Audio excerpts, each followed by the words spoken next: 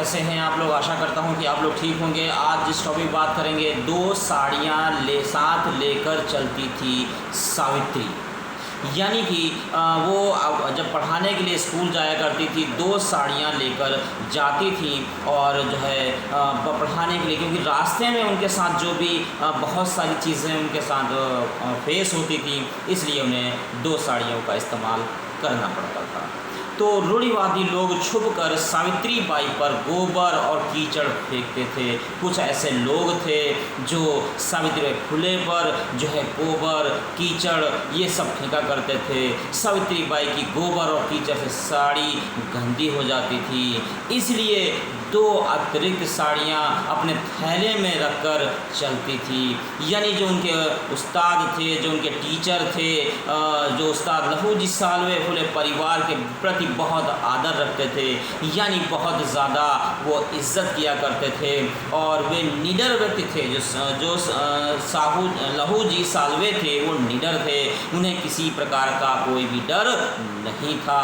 वे गजब के पहलवान और शस्त्र संचालक थे। यानी गजब के पहलवान मतलब वो कुश्ती लड़ने में बहुत मजबूत और बहुत अपनी बॉडी को उन्होंने इस तरह से तैयार कर रखा था कि वो एक दो आदमी को पछाड़ दें, इस तरह से उन्होंने तैयार कर रखा था।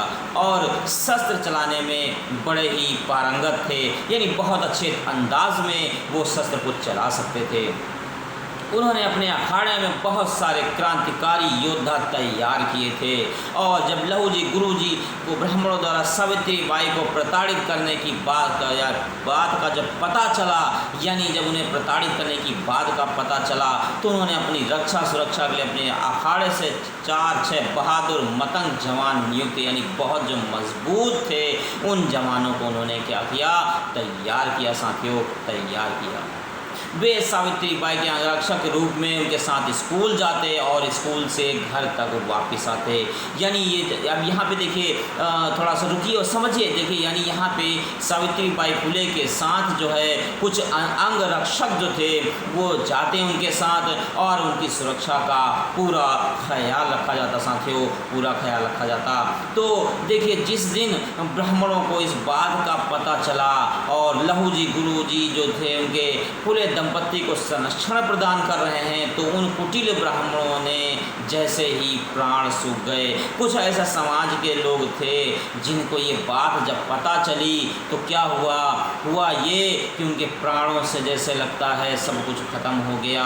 यानी ऐसा मानो ऐसा लगा कि उनकी दुनिया ही खत्म हो गई, यानी प्राण उनके सूख गए। देखिए यहाँ पे सूख गए मतलब क्या हुआ, उनको बड़ी तकलीफ हुई।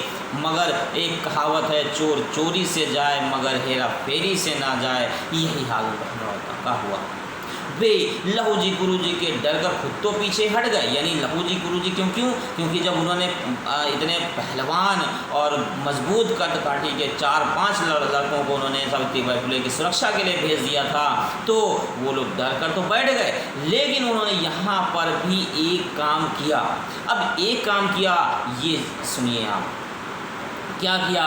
उन्होंने अपनी महिलाओं को लगा दिया, यानी जो उनके घर की महिलाएं थी उनको लगा दिया और दूसरी महिलाओं को भी उन्होंने जो क्या किया, उन्होंने धीरे धीरे इनको समझा बुझा कर सावित्री बाई के पीछे लगा दिया। अब ये ब्राह्मणियाँ सावित्री बाई पर ताने कसने, गालियाँ देने, कीचड़ गोबर फेंकने का काम करने लगी। देखिए यहाँ पे बड़ा पॉइंट समझने की बात है कि कुछ औरतें जिनके लिए सावित्री फुले ने बड़ा प्रयास किया, यानी पढ़ने का, जो उन्हें राइट नहीं था पढ़ने का कि औरत शिक्षा ग्रहण नहीं कर सकती है साथियों, फिर भी उन औरतों ने क्या किया, उन्हीं औरतों ने जो है उन पे कीचड़ गोबर और जो भी उनको रास्ते में कंकड़ पत्थर जो भी मिला उनको फेंकना शुरू कर दिया।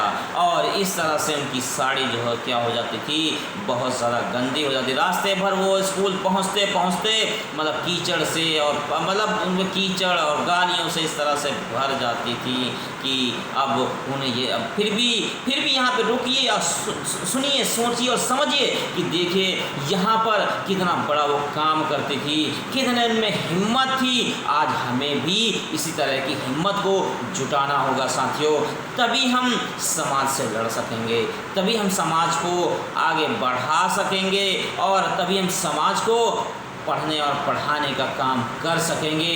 रोड़े बहुत आएंगे, समाज के ताने आपको मिलेंगे, लेकिन आपको दृढ़ संकल्प के साथ पढ़ाई करनी होगी और लोगों को जागरूक करना होगा। तो लेकिन फेंकने का काम करें। मगर धन्य है सावित्रीबाई फुले, मगर धन्य है सावित्रीबाई फुले जो अपनी जान खतरे में डालकर भी नारी और बच्चों को शिक्षित करने के परोपकार मजबूती से डटी रही। यहाँ पे वो हमें मोटिवेशन देती हैं। मोटिवेशन ये देती हैं कि हमें कितनी भी परेशानी आ जाए, लेकिन हमें क्या करना होगा, हमें जो है डट कर उस मुसीबत का सामना करना होगा और लगातार प्रयास करते रहना होगा।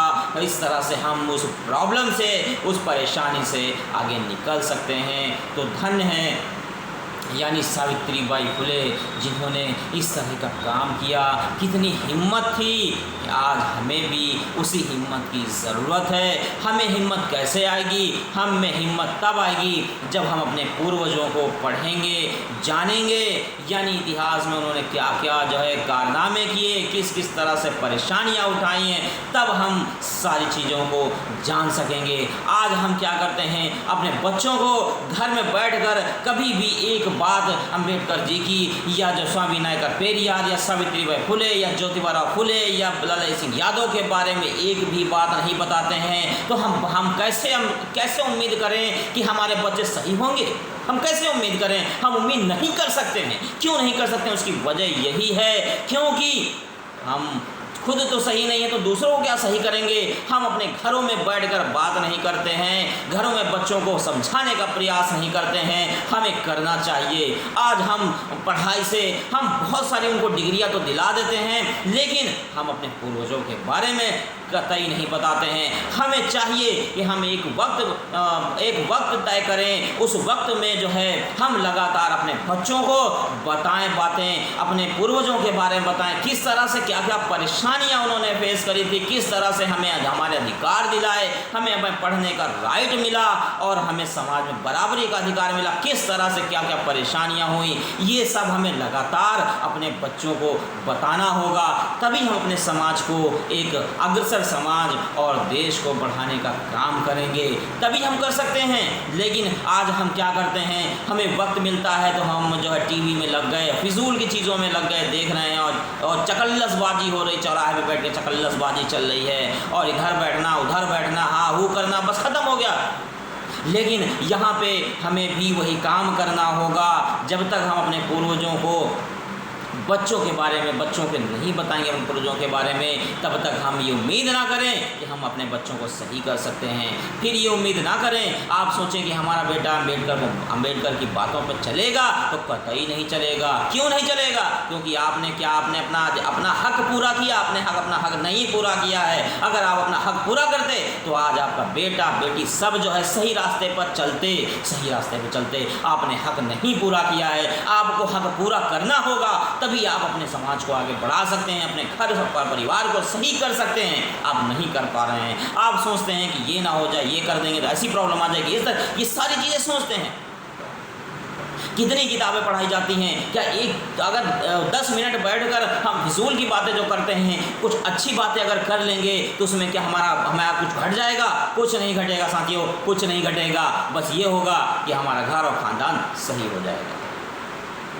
अगर हमारा ये वीडियो अच्छा लगे तो इस वीडियो को ज़्यादा से ज़्यादा शेयर करें और अगर हमारे चैनल पर नए हैं तो हमारे चैनल को सब्सक्राइब करें। Thank you.